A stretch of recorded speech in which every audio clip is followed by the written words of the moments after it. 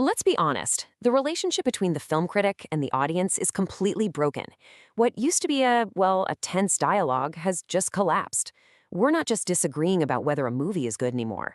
We're fighting a proxy war over culture itself, and the box office is the battlefield. And look, we're not talking about small disagreements here. A 52-point gap for She-Hulk? A 42-point gap for Mario?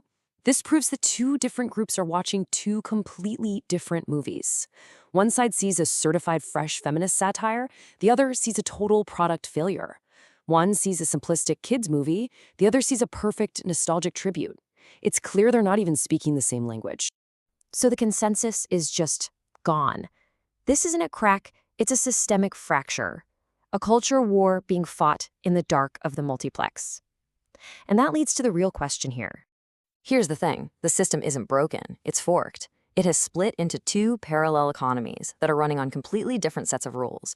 One is driven by pure spectacle, the other by pure ideology. Success isn't about appealing to everyone anymore, it's about absolutely dominating one of these two markets. And stick with me because later on, I'm going to show you the data that proves one of these economies is generating profits that defy all business logic. We're talking returns of over 1,000%. But to really get how radical this shift is, we have to rewind the clock about a decade, back to a time when the critic and the crowd could at least understand each other. Back then, the disagreements were mostly about aesthetics. You know, critics would see a rom-com like Chennai Express as low art, but audiences loved it as high entertainment. Even with a huge action film like Doom 3, both sides pretty much agreed on the flaws. And yeah, sure, a massive star like in the blockbuster Kick could just brute force a hit, but the conversation was still about the film itself, not its politics. So if it's not just about taste anymore, what is it? Well, the answer is a fundamental split in what the market actually values. We've gone from one valuation system to two, and each one has its own currency, its own audience, and its own definition of what a good movie even is. On one side, you have narrative ideology. For a lot of modern critics, this has become the main way to judge a film. The question is no longer, is it well made? The question is its message correct? A film gets judged on its moral compass, its representation, its politics. And on the other side, you have technical competence. This is the new baseline for the mass audience. It's all about the visceral experience. Does the action give you an adrenaline rush? Is the sound so good you feel like you're there? The audience has shown time and again they will forgive almost any problem at the story if the technical side delivers that sensory punch. And right here, you can see the two paths in action. The economy of spectacle with a movie like the blockbuster Pathan takes a massive financial risk for a really solid, predictable return. But the economy of ideology, which we saw with the Kashmir Files, that's a whole different beast. It uses political sentiment and controversy on a tiny budget to generate an ROI, a return on investment, of over 1,000%. For a movie like that, bad reviews actually became a marketing tool. It proved to its target audience that it was telling a forbidden truth. So this new landscape, it runs on currencies that you won't find in a traditional movie review.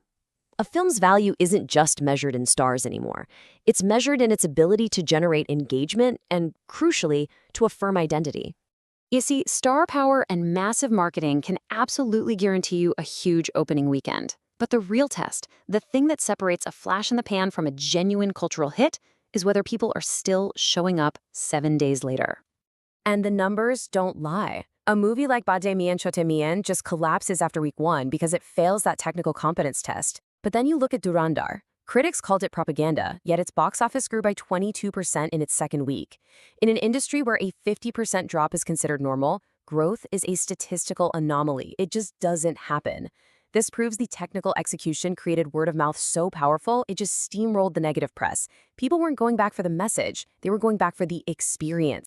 And this points to the big invisible variable here, cultural validation. Take a film like the blockbuster Gadar 2. Technically, it was pretty dated, but it gave its audience this powerful dose of validation through patriotism and nostalgia. It told them their worldview is right. Now contrast that with a critically acclaimed film like 12 the Bahadur. It was technically brilliant, but it was a story about introspection after military defeat, not the triumphant story the audience wanted. Without that cultural validation, it was dead on arrival at the box office. Okay, so this leads us to a really important hypothesis, that modern film criticism has a deep systemic bias. And to test this, we can't just find more examples of the same thing. We need to look for a black swan, the inverse scenario. We need to find a film that has politics the critics love, but is technically a mess. How do they react then? A 52-point gap. That was the chasm between critics and audiences for She-Hulk, the widest in the history of the MCU. This is not a difference of opinion. This is a total system failure. And it gives us the perfect case to test our hypothesis. And the test results are crystal clear. Critics praised the show's feminist ideology while admitting in the very same reviews that the CGI was bad and the script was rote. And they still gave it a fresh rating. The audience, meanwhile, just rejected it outright. The conclusion here is inescapable, that high rating was a reward for its ideological message, not its technical execution. The message was more important than the movie. End of story. So what's the endgame here? The inevitable result of this huge divergence, this complete collapse of shared values, is that the critic's role has become structurally obsolete. If their judgment doesn't connect to what the audience wants and it doesn't predict financial success, then what is their actual function in the business of movies? And you know what? The industry itself has delivered the verdict. This isn't a theory, it's a business decision. Major studios are pulling the plug on press screenings, literally removing the critic from the equation before a film even gets to the public. The gatekeeper has been fired. And the logic behind this is purely economic. First, it kills the protection money system of paid-for positive reviews. Second, it lets the studio control the narrative, making sure the first opinions come from excited fans, not cynical critics. And finally, it shifts marketing to a direct-to-consumer game, where a viral meme is worth more than any 4-star review.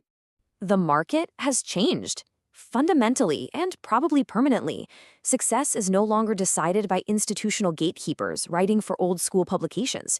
It's decided by the speed of memes, the power of cultural validation, and the raw, unfiltered reaction of the crowd. The algorithm, not the critic, is the new kingmaker.